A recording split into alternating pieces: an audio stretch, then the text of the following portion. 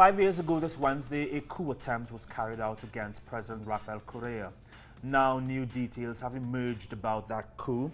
About that dark day in the country's history, our correspondent in Quito, Liz Sherfius, has that story.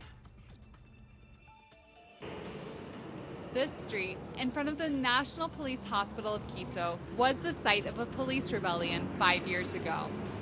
President Rafael Correa was held inside the building, and the Attorney General Office of Ecuador has classified the events of September 30th, 2010 to be a failed coup attempt.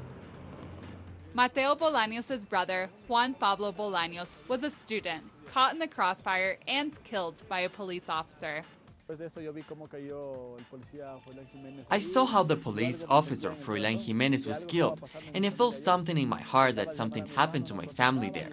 I tried to call my brother, and he did not answer, and then I got a phone call from the hospital, the clinic, saying that Juan Pablo was there. We went to see him, and this was the first time I had lost somebody close to me and my family. He was more than a brother for me. He was a constant companion, and we were always together. Attorney General of Ecuador, Galo Chiriboga, has said that there have been 179 people found guilty of the crimes committed on September 30th and 72 innocent. While the perpetrator of Juan Pablo Bolaños' death has been sentenced, the deaths of two police officers, Froilán Jiménez and Edwin Calderón, as well as two members of the armed forces, Jacinto Cortez and Darwin Panchi, are still under investigation.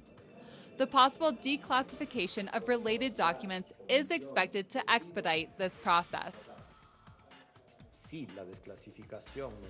If this declassification lets us identify those who were there, weapons they had, and if their arms were fired, or if not, with what projectiles we found, we have a high probability of discovering who shot those weapons.